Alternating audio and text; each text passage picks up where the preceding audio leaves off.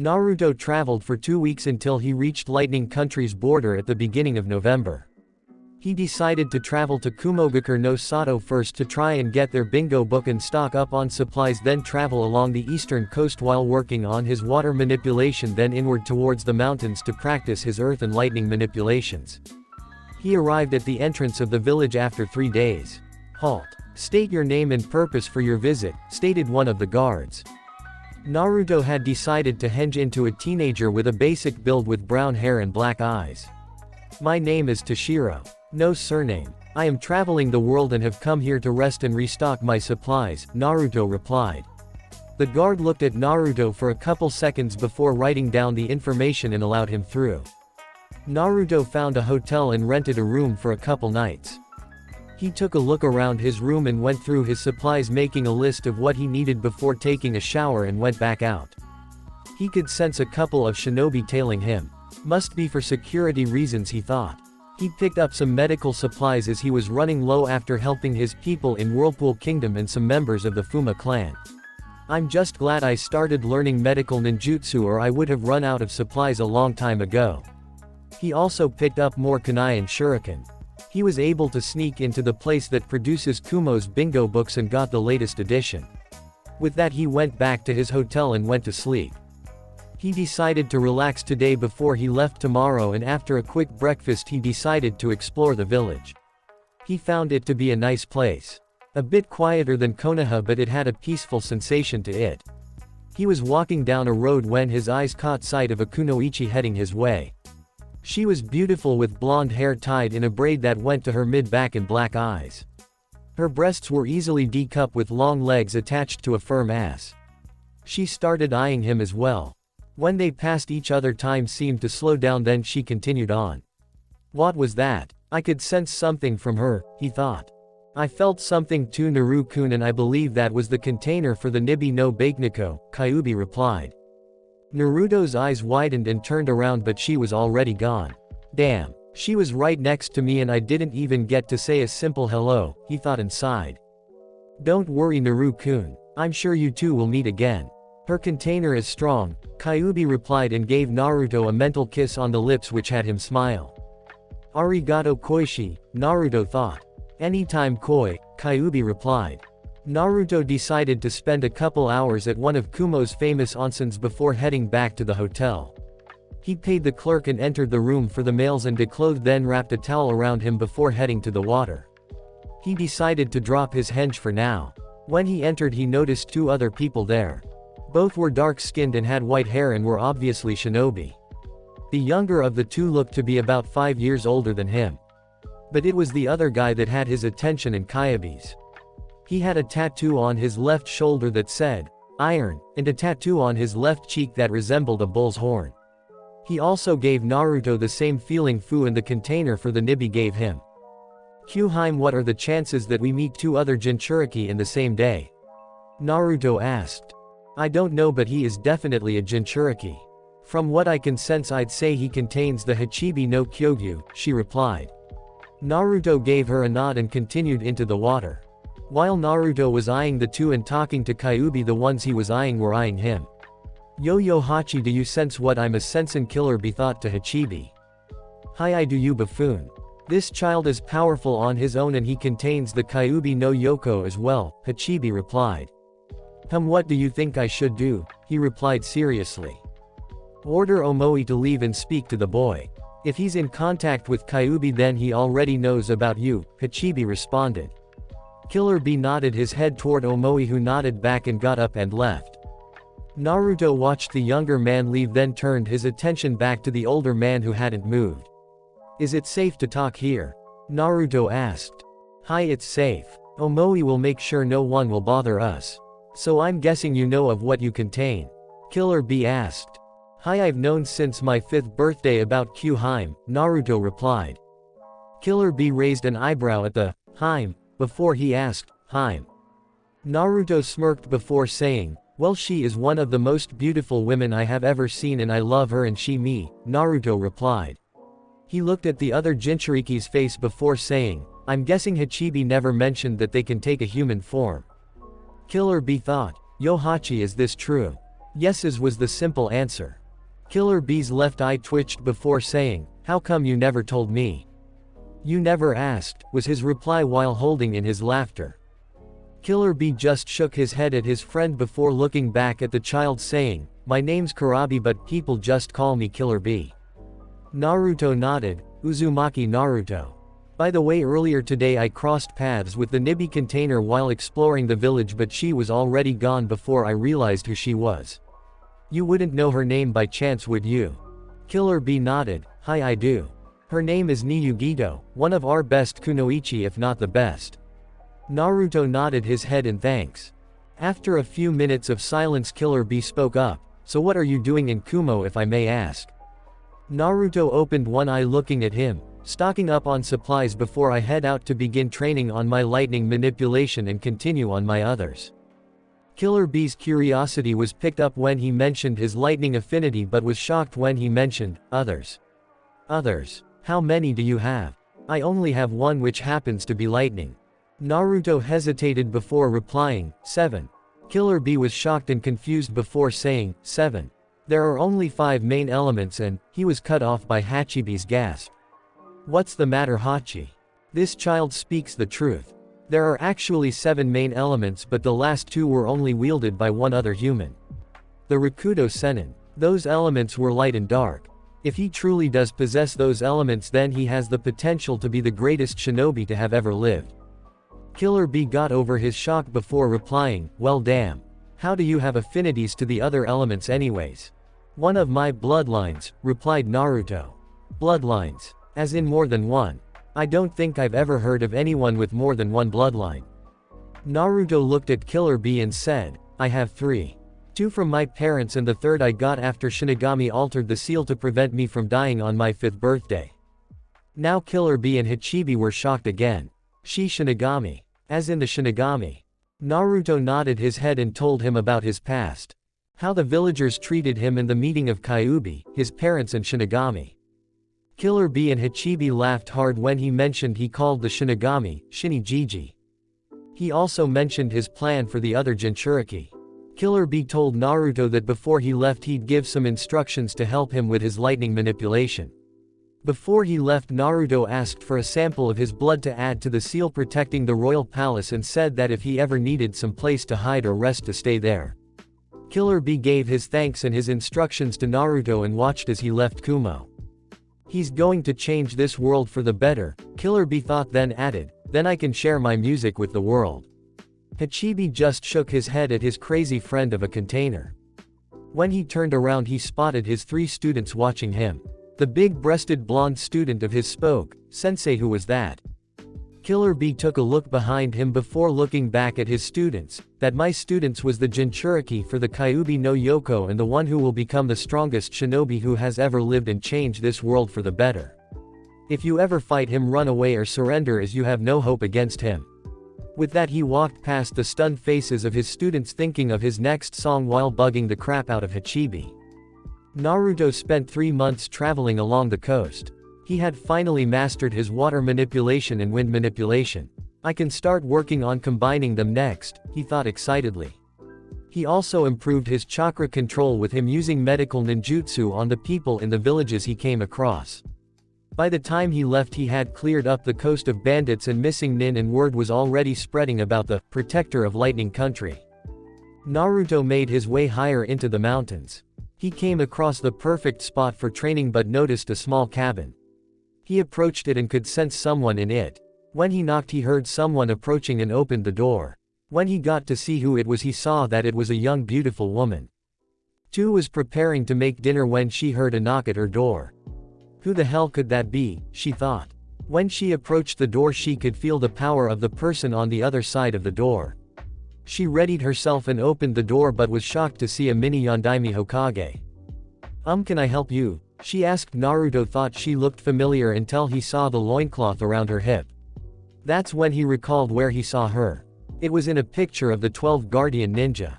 But I thought they were all killed except Jiji's son when half of them planned a coup d'etat against the Hokage and the others fought them, he thought. He was brought out of his thoughts by her question. Yes, I am wondering if you would allow me to stay here in the area to practice my earth and lightning manipulations for a few months. Also, if you're trying to hide, you should make sure you aren't wearing that loincloth for all to see. 12 Guardian Ninja 2. I'm quite surprised to see you since I heard all you died except for Asuma a few years ago, he finished. 2 was intrigued by his request and at the affinities he mentioned but was shocked when he said her name. How do you know all this? She asked. I am quite close to the third Hokage and I spent a lot of time in his office when I was younger, and when he would run out for something I'd go snooping around, he finished with a chuckle. Who are you? She asked. My name is Namikaze Uzumaki Naruto. King of Whirlpool. Jinchuriki of the Kyuubi no Yoko. Son of Namikaze Minato, Konoha's Yondaime Hokage, and Namikaze Uzumaki Kushina, Konoha's Red Death and daughter of the former king and queen of Whirlpool Kingdom, he finished. 2 was left speechless as her mind tried to comprehend what was just told. Unfortunately, that didn't work out too well as she passed out. Naruto quickly caught her before she hit the floor and chuckled. Well, I guess I better put you down somewhere to rest, he said. He found her bedroom and laid her down on her bed and pulled the blankets over her. He walked back out and noticed she was starting dinner. He decided to finish as she rested. Roughly an hour later, 2 woke up to a smell that had her mouth salivating. She noticed she was tucked in her bed. He must have put me here after I fainted, she thought with a slight blush. She breathed a sigh of relief when she noticed the only thing missing from her body were her sandals. She put them back on and followed the delicious aroma. When she arrived, she saw him cooking dinner. She coughed, getting his attention. Naruto turned around and saw she was up. Finally up, I see. I decided to finish making dinner as I noticed I interrupted you. It'll be done in a couple minutes, so take a seat at the table and I'll be with you in a few. With that, he turned back around to check on the stew. 2 sat down and watched him work. Damn, he's powerful, a gentleman and cooks. Plus he's quite a looker already, and if he grows up to be a looker like his father, he'll be even more handsome, she thought. Then her eyes widened at what she thought and blushed. Wait a minute. What is the son of a Hokage doing way out here anyways? And if I remember correctly, he said he was the king of Whirlpool. Seems I have some things to talk about during dinner. She was shaken from her thoughts by the bowl of stew placed in front of her. She took a small taste of it before she dug in. Naruto chuckled at her antics before eating his. She calmed down and took a breath before saying, those things you told me, were they all true? Naruto nodded his head and said, yes. Everything I told you was the truth. 2 looked at him again and said, then what are you doing out here, and how can you be king when Whirlpool Kingdom was destroyed during the Third Great Shinobi World War? Naruto swallowed the stew in his mouth, then replied, as I mentioned earlier, I am here to continue my earth manipulation and start my lightning manipulation. As for how I am king, the first visited my kingdom before coming to this country and let my people know of my existence and my plans to rebuild my kingdom. I also have the sword of the king with me sealed in this seal on my wrist, he finished by showing her the seal. 2 said the first thing that came to her mind, damn. Naruto chuckled and said, yeah, I seem to be getting a lot of that recently. They finished dinner with more questions, and she explained how she was saved when the Sandaime Hokage had sent reinforcements and med ninja to the battle and they were able to save her. She then explained how the fire daimyo allowed her to leave his service and she ended up here to further her training. She told him that he could stay here with her and she'd help with his training. So with the next 8 months, 2 had helped Naruto train. He managed to master his earth manipulation, and with her help she put him at low Junin level for his lightning manipulation. She was shocked when he explained how he had affinities to all 7 main elements and his ability to use sub-elements. She was further shocked when he summoned a phoenix and a shadow clone. He told her he found the legendary phoenix contract a while back and on his way to Lightning Country managed to become head of the Fuma clan while in Ricefield Country. Naruto had also told her the truth of Kyabe's attack and how they came to love each other. 2 for some reason was happy for them but also extremely sad. She realized she started developing feelings for him but didn't realize how strong they were. But then Naruto's 12th birthday came along, and when he was celebrating it with 2, one of the scrolls he stored in the seal popped out in front of him. What the hell? Q-chan, did you do that? Kyuubi shook her head and replied, no, it wasn't my doing, Naru-kun. Naruto opened the scroll with 2 next to him to let her read it as well. To Naruto, if you are reading this then you are at least 12 years old. Because you are the last of the Uzumaki clan and the last of the Namikaze clan as well, there is a law in Konoha that applies to you. It is called the Clan Restoration Act, or CRA for short. What this law does is allow the last male or males of a clan with a Kekkei Genkei to marry at least 20 women for each Kekkei Genkei to restore the clan. Your mother and I agreed to 3 political marriages for you before you were born. The first one was with Suna. If you were a boy then you were to marry Tamari, the Yondaime Kazekage's eldest child, who is 2 years older than you. If you were a girl then it would have been his eldest son Kankuro, who is a year older than you, and the other marriages would have been nullified. The second marriage is to the daughter of the priestess of Demon Country whose name is Shion. She is only a couple months younger than you. The final marriage is to Kazuhana Koyuki, daughter of the daimyo of Snow Country who is 3 years older than you. Now none of these are permanent, so you don't have to go through with them. Marry only those that you love and those that love you back. Your loving parents, Namikaze Minato and Namikaze Uzumaki Kushina. Naruto and Tu were shocked while Kyuubi knew this was a possibility but wasn't upset. From what I've seen so far there are already other women who love him and he has a heart big enough for all of you, she thought. Naruto looked over at Tu and noticed she was crying. Tu-chan, are you but didn't get to finish as Tu tackled him and kissed him with all the passion she could manage. Naruto was shocked at first but returned the kiss. His tongue doing the same magic it did to Kyuubi. After 5 minutes they broke for air. He looked her in the eyes and saw she was smiling. I was so afraid that I'd never get to be with you. During these past months I've developed feelings for you. You're everything I could want. But when you said you and Kyuubi were in love it felt like my heart broke. I've never felt like this before and I know I love you, she explained. Naruto ran his right hand against her cheek and gave her a soft kiss on her lips. I'm sorry you had to go through that. I may be a genius at a lot of things but it seems I'm still pretty dense when it comes to women. To tell you the truth, I've also fallen in love with you but I didn't want to hurt Q-chan. But now we can all be together, he finished and leaned up and captured her lips in another passionate kiss. Two moaning as their tongues battled. Kyuubi watched on with a blush. After they broke apart she decided to tell Naruto a certain effect his third bloodline had on his mates. As Tu looked at Naruto she saw his face get redder and redder. What's the matter Naruto-kun? Naruto looked at her and said, Q-chan just informed me of a benefit my third bloodline has on women who I choose to mate with. Apparently they gain the same abilities I have with that bloodline. So if they're older than 25 then after I mark them their body reverts back to that of a 25-year-old and stay like that like me and gain my extended life as well as my healing abilities. If they're younger than 25 then they stop aging at 25 and gain my extended life as well as the healing abilities, he explained still blushing. Tu was amazed at that then asked, how do you mark them? Naruto blushed harder and said, I bite them on the shoulder and channel my chakra into them at the end of sex while we both orgasm at the same time. Now Tu was blushing with a bit of blood dripping from her nose. Naruto chuckled at her before saying, I'm still a bit too young for that but I promise I will mark you when we're both ready, then he kissed her nose making her giggle. Naruto spent the rest of the month with her getting closer before he left at the beginning of November. They were outside the cabin kissing. They broke apart still holding each other. Promise I'll see you again, she said.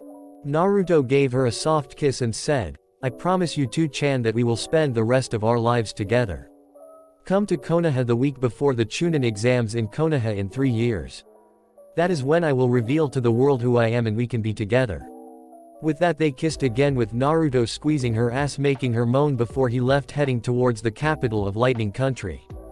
As Naruto left traveling down the mountain he spotted a lot of debris and scorch marks from the thunderstorm a week back.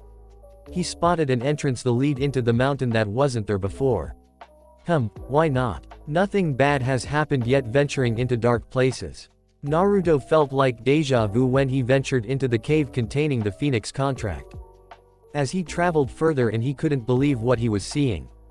Q-heim, is this for real? He thought. Kyuubi could not believe her koi's luck. Hi Naru-kun.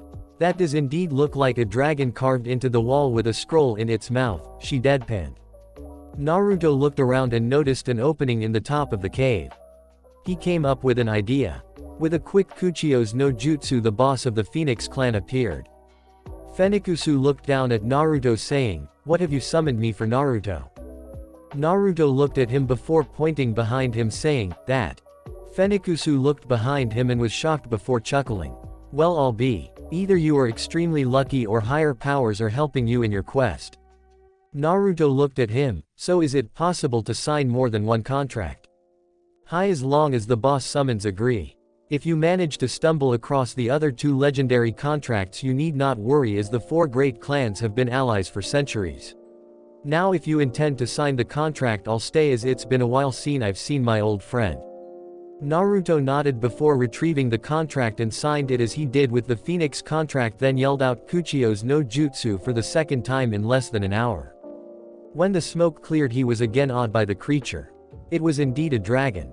It had dark green skin with 2 large wings that it stretched out, almost reaching both sides of the cave before retracting them. It had 2 horns on its head and had spikes going down its back onto its tail. It looked around before spotting Naruto, then Fenikusu. "Fenikusu, my old friend, what are you doing here?" The Phoenix replied, "I came to watch the summoner of our clan, see if he passes your test or not." The dragon looked down at the one who summoned him. "Indeed, he is quite remarkable, and an Uzumaki as well. I can sense the sword I gifted upon their clan long ago upon him." "Very well. As with Fenikusu's test, if you fail, you will be killed to keep the secret of the location of the dragon contract secret. Do you agree?" Naruto nodded and said, "Hi, I agree. Then we shall begin. The test to see if you may wield the dragon contract is a test of wisdom. Without wisdom, power is useless. Let's see if you are worthy," and with that the dragon breathed out smoke through its nostrils that surrounded Naruto. As with Fenikusu's test, he watched Naruto's life, so watched how he came up with solutions to problems in his life. He was happy to finally find a worthy summoner since the beginning of the contract. As the smoke dissipated, Naruto found himself standing before the 2 legendary bosses again. "I am pleased to announce you, Namikaze Uzumaki Naruto, is the first summoner of the Dragon Clan. As long as you continue to use the wisdom you hold, you shall have the alliance of the Dragon Clan. Before I leave, let me introduce myself. I am Ryujin, boss of the Dragon Clan." Ryujin looked at Fenikusu. "It seems we have found a worthy summoner after all these years, my old friend." Fenikusu looked back at the dragon. "Indeed it does. I'm sure he will continue to bring honor to the Phoenix and Dragon clans. Congratulations, Naruto. Farewell for now," and with that the Phoenix boss was gone. Naruto looked back at the dragon. "Good luck, child. Also, since you have multiple summons, when summoning, just think of the summon you want before your hand reaches the ground. Also, you can place summoning tattoos on your body. Just store chakra in them and swipe some blood across them while thinking of a specific summon of that clan.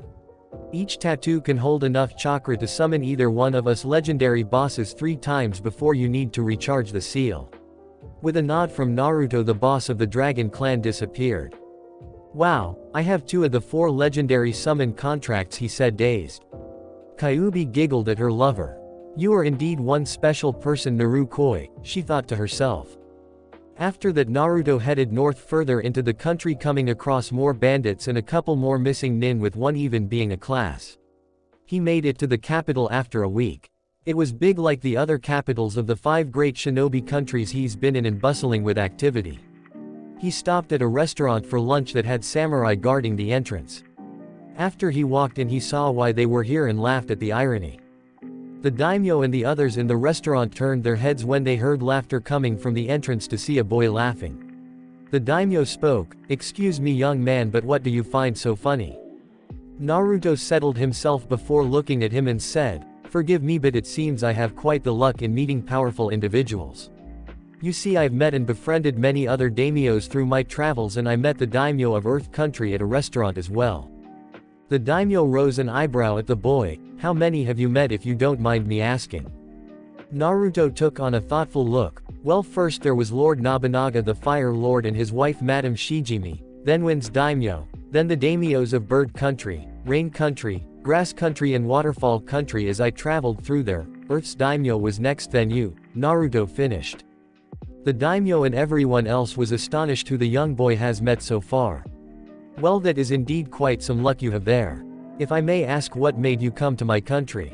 Naruto nodded and said, I have been traveling the world for a few years now and came to Lightning Country to continue my training. By the way, you wouldn't know where I can go to collect the bounties on some missing nin I ran into on my way here. Hi, I do. Why don't you join me for lunch and I'll walk you there after? The daimyo said. Sure, that works, but I hope you have enough cash on you because I have quite the appetite, Naruto said. The daimyo just nodded his head, not realizing the trouble he just entered. After an hour and jaws on the floor from everybody except the owner, who was in the back swimming in his small fortune, Naruto, the daimyo and his guards left. Like promised, he brought him to the office for collecting bounties on missing nin, and he along with everyone else was shocked when one of the nins was a class. Naruto just ignored their looks before collecting his money and left with the daimyo following him. So child, what do you plan on doing now? Naruto looked up at the man and said, stay in the capital a week and look around, then leave for Water Country. You do realize that traveling there is quite dangerous, as there has been no contact with that country since the civil war broke out, the daimyo asked.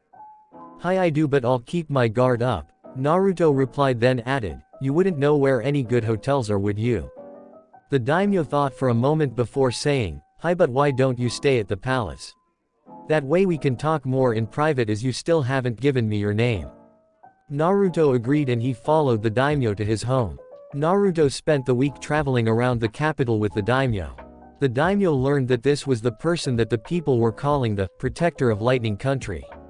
Naruto learned about his views and ideals of the world as well.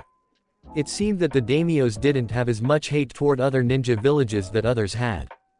After finding him trustworthy, Naruto asked to speak to the daimyo in a private place, and after putting up a privacy jutsu, he told everything that he told the other two daimyos of the 5 great shinobi countries.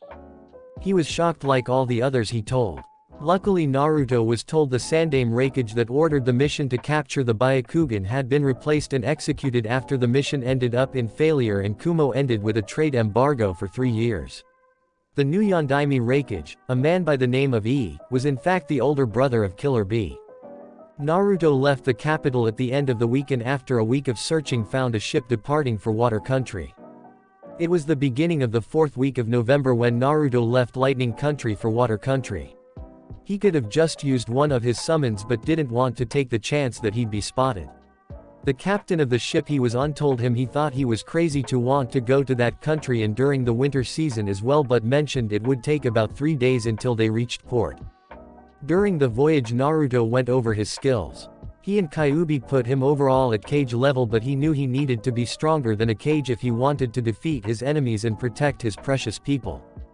His ninjutsu was easily Kage level. He had mastered his Futon, Suiten, Goten and Kaden manipulations and was close to mastering his Raiden manipulation. He knew at least 30 jutsu for each one so far. With help from his Kage Bunshin no Jutsu, he was even able to master each jutsu C rank and lower, with a few B ranks so far, to the point he could perform them without hand seals or even saying the name out loud, which he thought was a good idea since ninja are supposed to be quiet and stealthy, not yelling out a technique giving a chance for your enemy to counter your attack. He planned to start working on his Hyoten and Mokuden manipulations when he arrived in Water Country, as well as his light element with help from the phoenixes. His taijutsu was high Junin level, with him almost mastering both his parents' styles. His father's style was called Maucho, Bird of Prey. This style has you using quick strikes on multiple targets to various points on the enemy's body to either disable them or use for a quick kill. His mother's style was called Hiryu, Flying Dragon. With this style the user delivers fast strong blows attempting to break bones on single or low number of enemies. He was also quite proficient in Goken as well, the style used by Maeda Gai, Konoha's taijutsu specialist. His Kenjutsu was high Junin as well. His skill with his Kodachi and Dragon Sword was on par with the Kiri no Shinobigatana Nananin Shoot 7 Ninja Swordsman of the Mist. He had started using his elemental chakra in the Dragon Sword with the lost legendary sword style. Kyuubi taught him the hidden Mitsurugi Ryu and was pleased with the results. His Genjutsu was low Junin, and while his worst subject he was still pleased with it. He could dispel any low to mid and most high-ranking techniques and cast a few C rank and higher. He was especially pleased with his knowledge of Fuinjutsu. He could confidently say he was a seal master when he managed to finish his latest project. Apparently after Orochimaru left Konoha he left behind some various research papers and one of them was his curse seal. His father had just started making headway on getting rid of the seal before Kyuubi appeared but wasn't able to finish it.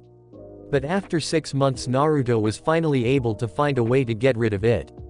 Of course the only way to know if it works is to use it on someone who has the curse seal, but he was confident it would work.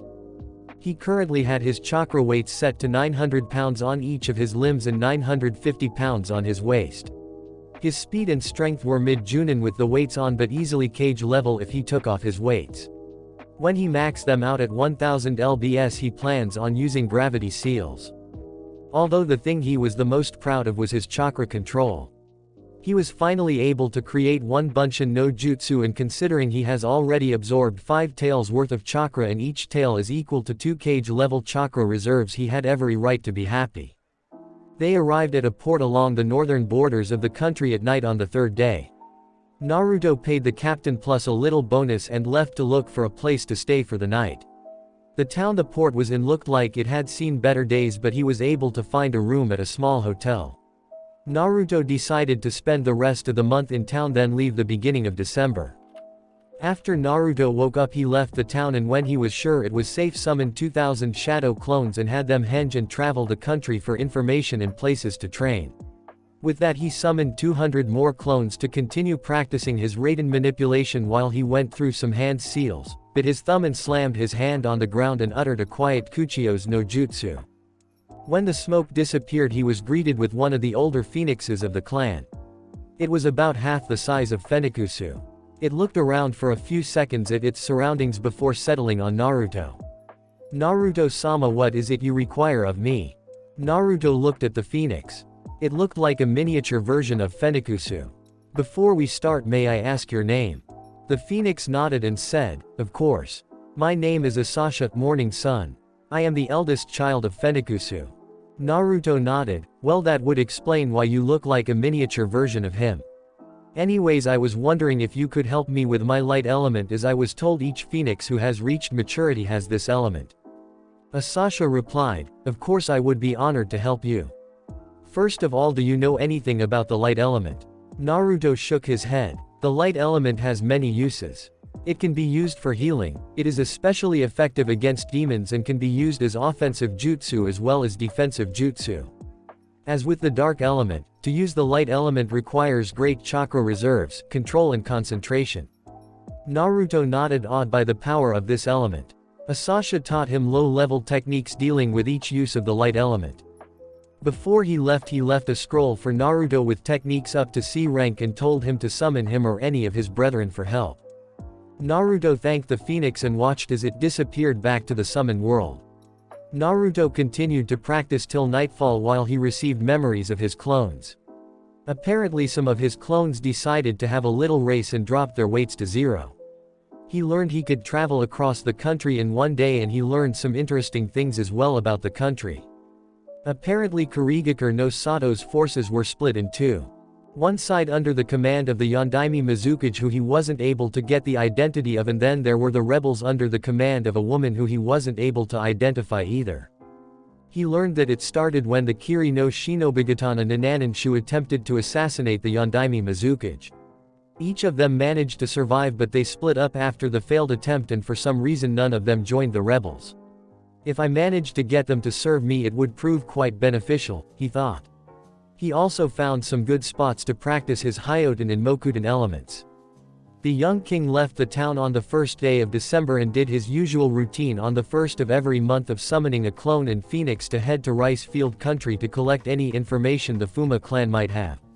After watching they go, Naruto continued further into Water Country to the closest spot his clones found for training. When he arrived he was greeted by the very same scene his clone saw. In fact, it looked a lot of what he saw when he was in the seal with Kyuubi. There was a small waterfall that he could use for his Hyoten manipulation as well as his Mokuten manipulation. There was even a small cave he could stay in to keep warm not too far from here. He decided to make camp in the cave and start training in the morning. Naruto woke up at first light and headed back to the waterfall. "Alright, to use the sub-elements I need to combine the correct elements evenly," he said out loud. "Wish me luck, Koishi," he thought. You don't need it, but good luck Narukoi, Kyuubi replied. So for the next 3 months Naruto worked on his Hyoten, Mokuten and light manipulations. He was able to get the Hyoten and Mokuten elements to mid-chunin and learned jutsu like Hyoten, Sabama Fubuki and Moku Bunshin no Jutsu.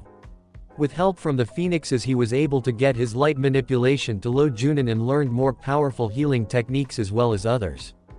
It was the middle of February when he ran into, more like ambushed, 4 nins. 3 of them had Kiri Hittites that had slashes across them. One was a female that was trying to hide themselves as a male that appeared a year older than him. 2 looked to be brothers, but it was the other person that had his attention, or rather what he was carrying. It was the legendary Kubikiri Hako, which meant that this person must be Momochi Zabuza, the Kurigakure no Kijin demon of the hidden mist. Naruto eyed each one carefully. He could tell the brothers worked as a team by their stance and what they were carrying. Zabuza he knew would be the toughest opponent here, but it was the girl that was making him cautious. He could tell she was around mid-chunin level, but that was it. He decided to break the silence. What can I do for you? Zabuza spoke up. You can hand over your belongings Gaki, or you can die, then we take what we want, he said with a smirk. Do you really believe you can beat me, Momochi Zabuza? You are at best Anbu level and compared to me that is nothing, Naruto said, then started releasing his chakra. The moment he did, all 4 of them fell to their hands and knees. He let go and spoke again. But I will make a deal. You and I shall fight a swordsman duel. If you win I will serve you and hand over everything I own. If I win, you and your followers will serve me and obey my every command. Do you accept? Zabuza was shocked at the power of this kid. He thought he was just some wannabe playing ninja. He was even more shocked at the deal this kid made. Zabuza looked at his subordinates before turning back to the child. I agree to the duel. Naruto smiled and said, good. No ninjutsu will be allowed. This is a battle of the blade only. Tell your comrades to back up and not to interfere. Zabuza nodded his head. You heard him. Back away and do not interfere whatsoever. They nodded their heads and leapt away. Zabuza lifted Kubikiri Hako from his back and got into a stance. He assumed his opponent was going to use the Kodachi strapped to his waist, but lifted an eyebrow when he saw him lift his left hand. I am sure you thought I would be using the Kodachi strapped to the back of my waist, but for a master swordsman such as yourself I believe you deserve the honor of fighting against this. And with that Naruto summoned chakra to the seal on his wrist and summoned the sword of the king, the dragon sword. Zabuza stopped breathing when he saw the sword. It can't be. That sword. I thought they were all killed. He gulped, filling his lungs with air again. Why you, who are you? Naruto was smirking when he saw Zabuza's reaction. He knew a swordsman of his caliber would recognize this sword. I will tell you my name at the end of our duel. Zabuza simply nodded before straightening himself, then charging. Naruto charged as well and their swords clashed between them. Amazing. He's not even struggling against my strength, Zabuza thought. They jumped back and continued the battle. Zabuza swung his sword from the side and Naruto parried it with his own before he swung his down, with Zabuza twisting out of the way. Naruto jumped up when Zabuza swung his sword as he twisted. They continued on for 15 minutes with Zabuza looking moderately tired and sweating, but Naruto was only sweating a bit. The Gakis got insane stamina and skills. But that style he's using, I've never seen anything like it, and I think that damn brat is holding back, Zabuza thought. Naruto noticed their state of condition as well. One last go, Zabuza. Hi, he replied. With that they charged one last time. Zabuza brought down his sword while Naruto brought his sword down low and started charging lightning chakra through it. When they crashed, Zabuza was literally stunned as his body was filled with lightning. He dropped his sword and fell down. The other 3 that were watching were amazed at how easily Zabuza lost. They ran over to him and were about to touch him when a voice stopped them. Don't do that. He'll be fine in a few minutes. A bit twitchy for a while, but fine, Naruto said. They nodded and waited. After about 5 minutes Zabuza started to move around. He was helped to a tree that he leaned against and looked at the person who beat him. What the hell was that? I thought you said no ninjutsu. Naruto looked at him in the eye and said, I didn't use ninjutsu. I used my sword's special ability that lets me channel my elemental chakra through it. Zabuza looked at him thinking, it's true. Only one sword was able to do that and it looked exactly like the one he used. You are an Uzumaki, aren't you? That is the only way you would be able to use that sword, he said. Naruto nodded and replied, yes, I am an Uzumaki. My mother was Uzumaki Kushina, daughter of the former king and queen of Whirlpool Kingdom. Zabuza nodded, going over the information, then said, if I recall, only the king may wield that sword, and since you said former king, I'm guessing you've become the new king. Naruto nodded, that would be correct. I plan to rebuild my kingdom and I've already started with my plans. Now on to our arrangement. Do you pledge your allegiance to me, and do the rest of you as well? You three will no longer be serving Zabuza but me.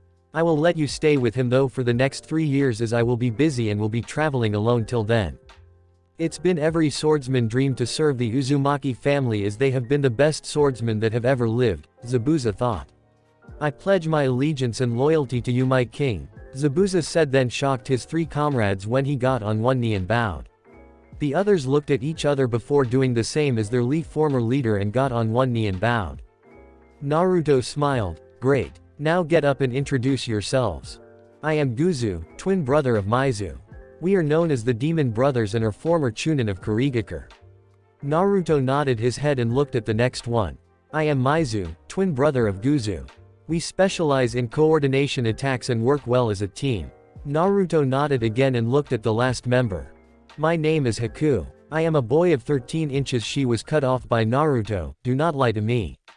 I know you are a girl and I understand your reasons for hiding yourself, but you do not need to in the presence of friends.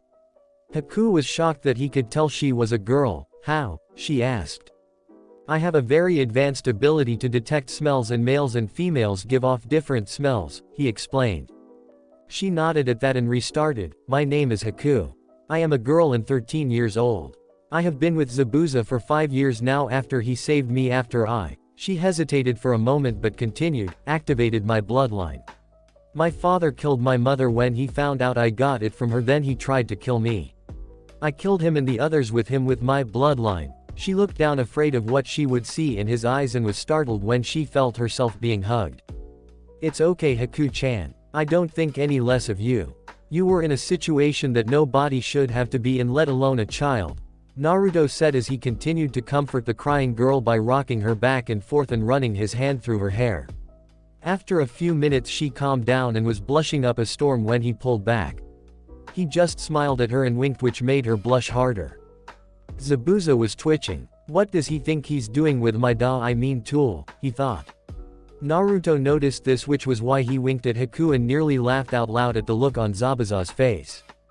Haku broke them from their thoughts. Excuse me, my king, but you still haven't told me your name. Naruto blushed at that, which Haku thought was extremely cute. Ah yes, excuse my manners. My name is Namikaze Uzumaki Naruto. Son of Namikaze Minato, Konoha's Yellow Flash and Yondaime Hokage, and Namikaze Uzumaki Kushina, Konoha's Red Death and Royal Princess of Whirlpool Kingdom. Current King of Whirlpool and Jinchuriki of the Kyuubi no Yoko, he finished. He saw the shocked look on their faces. Ah, I do indeed love saying that, he mentally chuckled. Haku was the first to recover and said, wow. The others could only nod their agreement with her statement before Zabuza spoke up. Wait, Jinchuriki. As in you have a demon sealed inside you. And the Kyuubi no Yoko to be precise. Naruto nodded, that would be correct.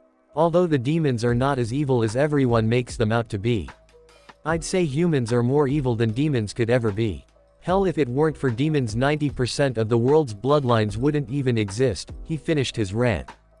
What? They all said. Naruto sighed and told them how bloodlines came to be and how humans got greedy with power and eventually the demons left this world back to their own. They were shocked when he told them how the Sharingan came to be, and Zabuza and the other males laughed and Haku giggled, which Naruto thought was extremely cute when he told them where the Byakugan came from. They were shocked and Haku cried and hugged him when he told them of his life all the way up to now. So what do you want us to do now? Zabuza asked as he watched Naruto still holding Haku running his hand through her hair. If Konoha has a law like the one in Kiri, then Haku might be able to join him. Naruto thought while enjoying having Haku in his arms and said, we'll travel together for the next month and train together. Haku-chan can further help me with my Hyoten abilities and I can help you in areas you are lacking in. After that I want you four to search for the other 7 ninja swordsmen of the mist and bring them to me. Tell them I will offer the same deal I made Zabuza, and also it gives them a chance in a lifetime to fight against the dragon sword. I want to make you 7 into the Knights of Whirlpool, where you will be my generals and highest ranking officers just below the royal family.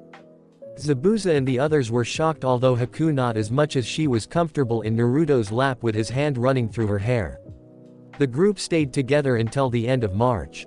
Zabuza had told him that the Yondaime Mizukage was in fact another Jinchuriki by the name of Yagura, and before he became Mizukage they used to be friends, and when he learned that the others were planning on assassinating the Mizukage, it was the hardest thing he ever had to do. He informed him that he contained the Sanbi no Kyodai game. When Kyuubi learned of this, she knew something was wrong, as the three-tailed turtle was the wisest and most peaceful of the Biju and would never let its container willfully do what he's done. When Naruto asked if Yagura has always acted like this, Zabuza said no. The reason he was chosen for Mizukage was because he used to be peaceful but still would harm those he deemed a threat. Zabuza also informed him that the leader of the rebels was in fact a young woman in her early 20s. Even though she was young, she was still more powerful than Zabuza. Her name was Rose. Apparently Zabuza thought that fit her very well. Naruto had an idea at what he meant but left it at that. Also, like Kumo and Iwa, Kiri had 2 Jinchuriki as well. They also had the Rokubi no Namakuji, 6-tailed slug, in a container named Utakata that was fighting for the rebels. Naruto had mentioned about the CRA in Konoha when Zabuza asked if they had anything similar to the one Kiri had. Haku perked up at the mention of it, and when he replied they did and the number of girls he was allowed to marry in Konoha alone, she blushed the whole day and would have small nosebleeds when she looked at him, while Zabuza and the brothers were grumbling about lucky blonde-haired bastards. Haku was amazed, proud and a bit jealous at how fast Naruto was coming along with his Hyoten manipulation. He helped her with her water and wind manipulations as well and taught her a few more jutsu. For Zabuza they improved their kenjutsu by dueling a lot and taught him a few Suiten jutsu. For the brothers he helped increase their speed and observe their surroundings when using genjutsu. When the day came for the group to leave and look for the others, they bid goodbye, but Naruto surprised them when he spun Haku around and kissed her on the lips. He licked her lips, making her part them, and he moved his tongue into her mouth. His tongue explored her mouth and got her tongue in the action. She started moaning and Naruto slid his hands down to her ass, giving it a squeeze, making her moan louder. After 5 minutes they broke apart. He chuckled at the glazed look on her face. He leaned in next to her ear and whispered, "There'll be more of that when we see each other again, Haku Heim," he huskily said. She shivered before placing a quick kiss on his lips before turning around, ignoring the looks on the others. Zabuza snapped out of his daze when Haku walked by him. He watched her, then quickly turned around only to see Naruto gone. His face quickly turned red before yelling, "Damn you, Naruto. What the hell were you thinking kissing my daughter?" He heard a gasp and turned around to see a teary-eyed Haku and quickly realized what he said. He chuckled nervously before walking past her. Haku smiled and gave him a hug as she followed him. "Life sure will be more interesting with Naruto-sama around, won't it, brother?" Guzu said. "Indeed it will, brother. Indeed it will," Maizu replied. Naruto chuckled as he heard Zabuza's yell. He sat down in a safe place before summoning a few clones to guard the area and entered his mindscape. He found Kyuubi on the shore by the pond in a bathing suit that barely covered her nipples and vagina. He took off his clothes except his boxers and walked up to her and lay down on top of her and started making out with her. Kyuubi moaned and smiled into the kiss. "Love you too, Koichi," she said. They lay there together in each other's arms for the rest of the day. It would be 3 months until Zabuza came back. During those months Naruto had mastered his Raiden manipulation and gotten his Mokuten and Hyoten to mid-Junin level. He was also close to mastering his light element. He knew he wouldn't be as far as he was if it wasn't for the phoenixes helping him. When Zabuza arrived, it was with a much bigger entourage than before.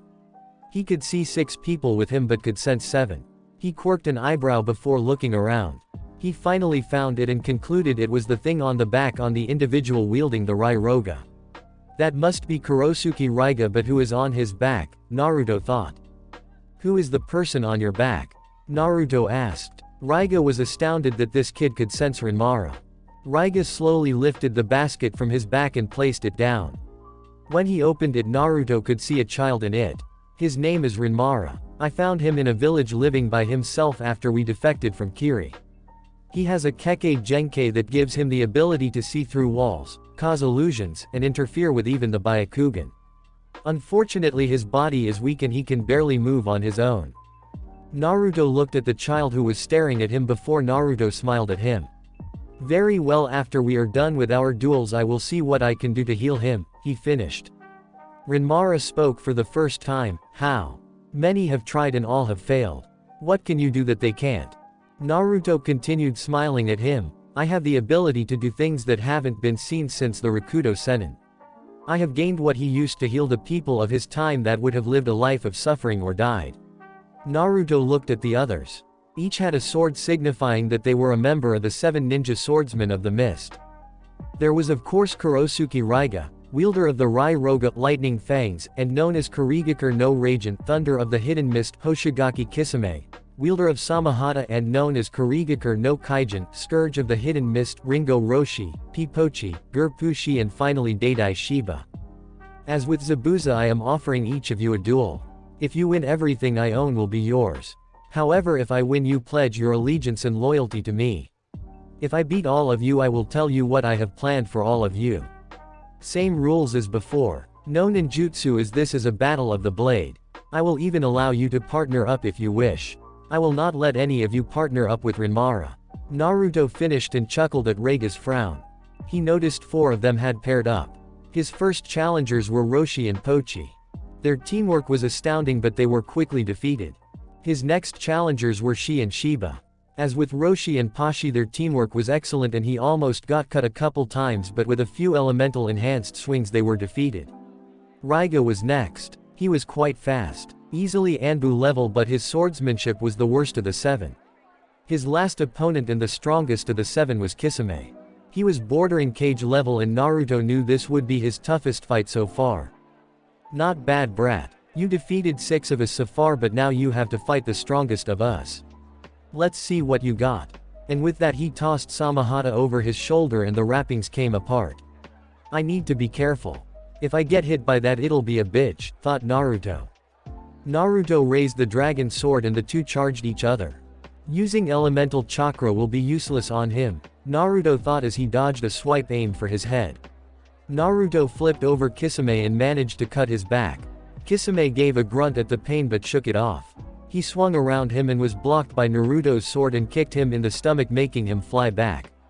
Naruto flipped in midair and landed on his feet only to dodge to the left when Samahata came down right in front of him. He got up and got into a stance that Zabuza recognized, so he's finally getting serious. Kisame eyed the stance. I've never seen a stance like that before. Naruto dropped his weights to 0 and charged forward and yelled out Kuzu Ryuzen, 9-headed dragon strike. Shit, Kisame thought. Naruto was too fast for him to block.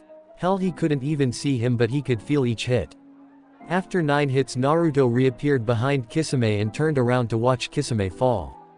The others were stupefied at what they are, more specifically what they didn't witness. They didn't even see him attacking. They only saw Kisame's body twitch every couple seconds. We didn't even stand a chance, they all thought. Naruto took a breath and walked over to Kisame. With a quick activation of the mystical palm technique, they watched as Naruto's hands started glowing green and healing Kisame's injuries. Is this what he plans to use to heal me? Thought Rinmara, fascinated by the technique. After 10 minutes Naruto stopped and backed up. He watched as Kisame slowly opened his eyes, then groaned. He looked at Naruto and said, "What the hell was that move you used on me? I've never seen it before. The speeds you moved it were incredible. You haven't seen it because it hasn't been used in centuries. The name of the move is called Kuzu Ryuzen. It is a technique from the hidden Mitsurugi Ryu style." When Naruto said that, the other 6 members of the 7 ninja swordsmen of the mist eyes widened. How do you know that style? The hidden Mitsurugi Ryu style has been lost. How could you possibly know it? Kisame questioned, demanded. It helps that my sensei was alive during the time it was used and managed to master it, Naruto replied. Who is your sensei? Kisame asked. Kyuubi no Yoko, Naruto answered. Kisame and the others except Zabuza's group eyes widened for a second time. Kisame slowly put it together and said, "You are a Jinchuriki, aren't you?" "Yes, I am," Naruto replied. Then suddenly Kisame started laughing out loud, which confused and scared the others. "Oh man, this is good. I'm glad Zabuza found me when he did, or else I'd be dead." Naruto raised an eyebrow and said, "How so?" "A week before Zabuza and the others found me, I was approached by Uchiha Itachi. He claimed he represented an organization called Akatsuki that his master started and that they were looking for members. I asked him what this organization wanted and he only told me they were interested in capturing the Biju and therefore the Jinchuriki. He didn't tell me why he wanted them, but anyone wanting that kind of power can't be good. He told me to meet him in River Country in 2 months if I accepted," Kisame finished.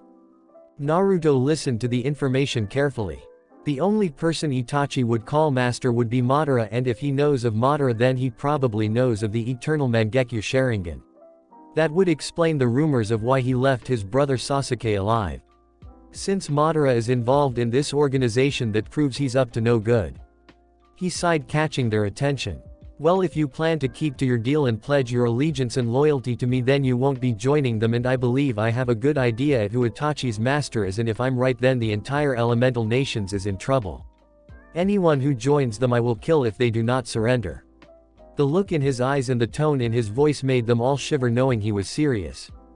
"I swear my allegiance and loyalty to you, my king," Kisame stated, taking a knee and bowing his head. Naruto looked at the others and they quickly followed suit. He looked over at Haku and gave her a wink and a smirk to Zabuza and the others.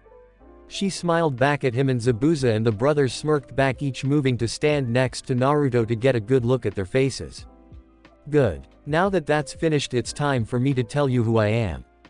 As you know already, I am an Uzumaki, but I am so much more. My name is Namikaze Uzumaki Naruto. I am king of Whirlpool and the Jinchuriki of the Kyuubi no Yoko. I am the son of Namikaze Minato, Konoha's Yellow Flash and Yondaime Hokage, and Namikaze Uzumaki Kushina, Konoha's Red Death, and daughter of the former king and queen of Whirlpool." He finished, taking out a camera from nowhere and took a quick few shots. He put it away just as quick and looked at their faces. Haku and the others were barely standing up. Haku from blushing since Naruto had grabbed her hand during the speech and her giggling at their faces. Zabuza and the others had enough and fell on the ground, their sides hurting from all their laughing. Kisame summed up the others' minds when he muttered, "Damn," and with that Haku burst out laughing in Naruto's arms. When everyone settled down, Naruto held Haku in front of him with her back against his chest and his hands around her waist. Even though she was a year older, he was still taller and was able to let his head rest on her head. He kissed her cheek and let go of her and walked over to Rinmara. "Are you ready? I can't promise you that I can heal you, but I will give everything I have." Rinmara looked him in his eyes and nodded his head. Naruto laid out some futons and picked up Rinmara and laid him down on them. Naruto activated a quick diagnostic jutsu and ran his hands along Ranmaru's body. His body is simply too weak. Maybe the Sannin Tsunade could think of something with regular med jutsu, but there is something I can do. Naruto looked back at Rinmara. "The technique I used on Kisame won't work on you. I'm not as knowledgeable about the human body, and there is only one person I can think of that could heal you with the type of med jutsu I was using. However, remember I told you that I have the ability to use the same techniques the Rakudo Sennin used to heal people. I can use those, but I have never used it on somebody as weakened as you. I'd give yourself a 75% chance of this working, but if it doesn't, you could die. If you choose to go through with this, you'll be able to walk, run, swim, and so many other great things. The choice is up to you." Rinmara just laid there not moving for a few minutes, then turned back to Naruto. "I want to do it. I want to be able to walk and run. I don't want to be a burden on Raiga anymore." Naruto nodded and had everyone else step back. He went through 30 hand seals and called out Ranpu, Seisei Sosei, light, regeneration, rebirth. Everyone watched as instead of Naruto's hands glowing green, they turned completely white. You couldn't even see his hands. They noticed Naruto had his eyes closed, and the longer the jutsu lasted, more of Ranmaru's body was covered by the light. After 8 minutes, Rinmara was completely covered in the light when it started to fade away, and Naruto fell back breathing hard. Haku ran up to him while Raiga ran over to Rinmara. "Don't worry, he'll be fine, Raiga. He just needs to rest for now as well as me. That jutsu took a lot out of me. Naruto said, still breathing hard. What was that? I've never heard of a light element before. Raiga asked as the others listened.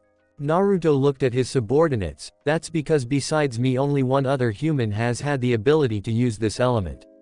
You see, there are actually 7 elements, not 5. The 2 that are not used today were used only once before me, and that person was the Rakuto Zenin. Those elements are light and dark. I have the dark element as well, but I have yet to start training with it. Shiba spoke next. If that's true, then how do you know how to use these elements? That's because one of my summoning contracts has the ability to use the light element. Naruto explained, which only led to more questions to the others. You have more than one summoning contract. I thought that was impossible. She spoke. No, if the summon bosses agree, then you can use both contracts, and technically you could use every single summoning contract in existence if they all agreed, but that's not very likely. Naruto explained to them. Geez, I feel like an academy teacher. Haku asked the question that was on everyone's mind. Nay, Naruto-kun, which summoning contracts do you have? Naruto smiled at her and pulled her towards him, getting an "eep" from her. He sat her in his lap, chuckling at her blushing face. Well, my dear Haku-chan, have you heard of the 4 legendary summoning contracts? She shook her head into his chest. These 4 contracts consist of the Phoenix Clan, Dragon Clan, Turtle Clan and the Tiger Clan. These 4 clans created an alliance with each other long ago and are the strongest summons, with each boss equal in power. To summon even one of these bosses requires the equivalent of cage-level chakra reserves. Also, like with most other summons, you must pass a test given by the boss summon, and if you should fail you will be killed to keep the location of the summoning contract safe. The 2 summoning contracts I have in my possession are the Phoenix and Dragon contracts. He heard her gasp and he looked down at her face with her eyes wide in amazement. He smiled at her and leaned down and kissed her forehead. He looked at the others and laughed mentally along with Kyuubi at their faces. They all prepared camp, with Naruto summoning some shadow clones and having them draw seals around the area for protection. He gathered them around the campfire with him sitting between Haku's legs with her hand running through his hair. I think it's time I inform the rest of you of why I want you to serve me. I want you 7 to become my Knights of Whirlpool. You 7 will be my top generals and my highest ranking officers just below the royal family. You will be tasked to guard the countryside and its borders. I plan to build forts in crucial parts of the kingdom, and each of you will be in charge of your own fort. We will train the people who volunteer for soldiers and teach them basic shinobi techniques as well. I never want my people to experience what they are experiencing right now. Through my travels I've met several daimyos that have earned my trust, and I've theirs as well. 4 of them are the daimyos of Fire, Wind, Earth and Lightning Country. Each of them have agreed to help me when the time comes, which will be in Konoha in 3 years. I plan to return to Konoha to become a ninja, as one of my dreams is to become the best Hokage that village will ever see. I plan to enter the Chunin exams that will be in Konoha at the end of that year. That is when I shall reveal to the world of who I am. He looked around to each of their faces, with Haku still running her hand through his hair. Damn, those are some pretty big plans, but I'll be right there at your side. Besides, I like the sound of Kisame, Knight of Whirlpool, he finished with his shark-like grin. The others nodded their agreement as well. He was about to call it a night when Zabuza spoke up. Naruto dono, Naruto is fine when among friends, Naruto interrupted. Zabuza nodded. About this group called Akatsuki. You mentioned you might know who their leader is and that they were a threat to the elemental nations. Naruto sighed and relaxed at Haku's soothing hands and Kyuubi's soothing words. He retold the story of how the bloodlines came into existence and how the Sharingan came into existence when some of Kyuubi's power was stolen. But this time he mentioned the side effects of a power that doesn't belong to you.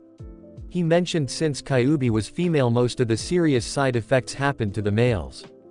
He told them how when using the Sharingan causes males to lose their sanity when it's first activated, and the more you use it the faster it deteriorates. He told them how to gain the Mangekyo Sharingan, and the side effect of the more you use this form the faster you lose the ability to see. And finally the last form, the Eternal Mangekyo Sharingan. He explained that with this form the user gains Kyuubi's immortality and eternal youth. This was how Madara was still alive and causing havoc today. When Naruto mentioned what the eternal Mangekyo Sharingan looked like, Kisame choked on the water he was drinking, which caught the attention of Naruto. That eye. I know I've seen that eye. I believe Madara was the Sandaime Mizukage. Nobody ever saw his face, but I saw one of his eyes once and it was exactly like you described. The other Kiri nins were shocked at this revelation. It's possible that he could have placed some type of high-level genjutsu on Yagura or done something else before he left. With Kiri's bloodlines gone, there are less people to get in his way. Naruto concluded. He felt Haku's hand stop running through his hair and he turned around to see Haku silently crying. He picked her up and sat her in his lap, holding her and letting her cry. That bastard will pay for all the pain he's caused, Naruto and the others thought. Naruto bid them good night and carried Haku into his tent, where the two slept together through the night. The group traveled through water country, practicing and improving their skills. It was the beginning of August when Naruto told them he wanted to see the leader of the rebels. Zabuza agreed and led Naruto and the others to the east side of the country.